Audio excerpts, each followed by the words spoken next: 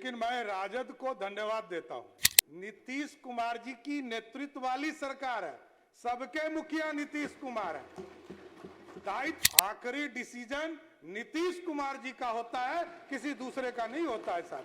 पिछले बार तो कुछ गलतियों से ही लोगों को कुछ सीट मिल गया था और एक बार नीतीश जी की कृपा से कुछ सीटें मिल गई थी। कोई अपराधी बचकर नहीं निकल सकता आज बिहार।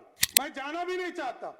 पुलिस पूर्ण रूप से स्वतंत्र होकर बिहार में सुशासन स्थापित करे, यह नीतीश कुमार जी ने व्यवस्था की। गृह विभाग के विषय पर चर्चा किया और ना पक्ष ने यह साबित ही किया कि हम ना ही रहेंगे। लेकिन मैं राजद को धन्यवाद देता हूं। जो विजय बाबू ने कहा कि राष्ट्रीय जनता दल जो रोज ट्वीट करती है, सुबह होइएगा तो पहला ट्वीट राष्ट्रीय जनता दल यही करती है और इतने गंभीर मुद्दों पर कोई कटौती प्रस्ताव तक नहीं दिया। इससे बड़ा शर्म की बात कुछ हो ही नहीं सकती है राजद के लिए। और आप सोचिए कि जिस तरह बिहार में लगातार आज नीतीश कुमार जी के नेतृत्व में पिछले 20 वर्षों में बिहार में सुशासन स्थापित हुआ, बिहार आगे बढ़ा, बिहार की व्यवस्था बदली और आज पुलिसिंग के साथ साथ जनता के सहयोग के लिए भी पुलिस खड़ी है। और आप देखिए अध्यक्ष महोदय कि लगातार 112 की चर्चा लगातार कई माननीय सदस्यों ने किया। 112 के माध्यम से लाखों लोगों को, चाहे वो अग्निकांड से जुड़ा मामला हो, हत्याकांड से जुड़ा हुआ हो या किसी तरह की अप्रत्याशित घटना हो, उससे सीधा लाभ और लगभग आप समझिए घरेलू हिंसा, महिला और बच्चों के विरुद्ध लगभग 4.5 लाख मामले आए, जिसका निष्पादन बिहार की पुलिस ने करने का काम किया। और इसकी संख्या लगातार आदरणीय मुख्यमंत्री जी 20 साल से लगातार इस विभाग को रखे हुए थे और आज भी एकदम गलतफहमी में कोई मत रहिए। नीतीश कुमार जी की नेतृत्व वाली सरकार है, सबके मुखिया नीतीश कुमार है। दायित्व जरूर बदलता है, हमारा दायित्व जरूर बदल गया कि मैं वित्त मंत्री से गृह मंत्री हो गया, लेकिन नेता नीतीश कुमार है। आखिरी डिसीजन नीतीश कुमार जी का होता है, किसी दूसरे का नहीं होता है साहब। कोई गलतफहमी में है तो गलतफहमी में रहने दी। पूरी तरह सरकार एकजुट होकर काम करती है और इसका फल लोगों ने देखा।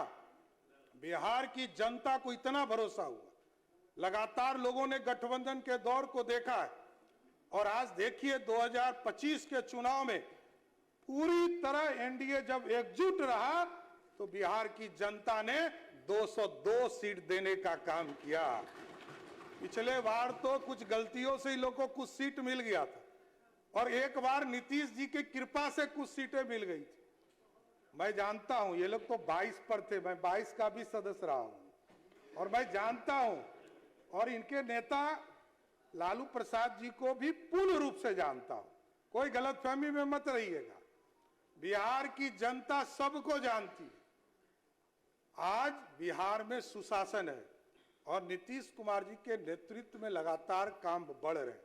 और ये लोग कहते हैं कि अपराध, मैं सिर्फ बताना चाहता हूं कि अपराध में जो गिरफ्तारी हुई है आज के तारीख में, आप समझिए कि हत्या के मामले में, डकैती के मामले में लगभग 7,000 लोगों की गिरफ्तारी करने का काम बिहार की सरकार ने किया। लगभग 2,500 से अधिक लोगों को लूट कांड में गिरफ्तार करने का काम किया। पुलिस पर जो हमला किया 2700 लोगों को गिरफ्तार भी किया और उसको जवाब भी देने का काम बिहार की पुलिस ने किया। किसी को छोड़ा नहीं है। कोई अपराधी बचकर नहीं निकल सकता आज बिहार में। आज बिहार में नीतीश कुमार जी के शासन क्यों अच्छे लग रहे हैं? लालू प्रसाद जी का भी शासन लोगों ने देखा है, इसमें कहां दो मत। बिहार में सुशासन नहीं था, हम लोग साथ में भी काम किए, आदरणीय मुख्यमंत्री जी भी साथ में काम किए, इसलिए ही अलग हुए। 1994 में इसलिए ही अलग हुए कि सत्ता के द्वारा सुशासन स्थापित नहीं हो पा रहा था, इसलिए अलग हुए। तो इसलिए सब अलग किस लिए होते हैं कि जब सत्ता के केंद्र में बैठा व्यक्ति पूर्ण रूप से सुशासन नहीं स्थापित करता है तो लोगों को अलग भी होना पड़ता है। ये साथी लोग, कई लोग कह रहे थे कि गिरफ्तारी नहीं होती है। पूरे 2025 में 3,86,380 लोगों की गिरफ्तारी हुआ है अध्यक्ष जी। पूरे प्रदेश में लगातार कानून का काम चल रहा है। आज मैं गृह मंत्री हूं, नीतीश कुमार जी ने ऐसा पूरा इकोसिस्टम बनाया कि यहां किसी का हस्तक्षेप नहीं है। मैं भी गृह मंत्री हूं, हमारे डीजीपी यहां बैठे हैं, होम सेक्रेटरी बैठे, कोई हम लोगों का हस्तक्षेप नहीं। कहीं हमको किसी थाना में जाते हुए नहीं देखा होगा आपने, मैं जाना भी नहीं चाहता। पुलिस पूर्ण रूप से स्वतंत्र होकर बिहार में सुशासन स्थापित करे, यह नीतीश कुमार जी ने व्यवस्था की।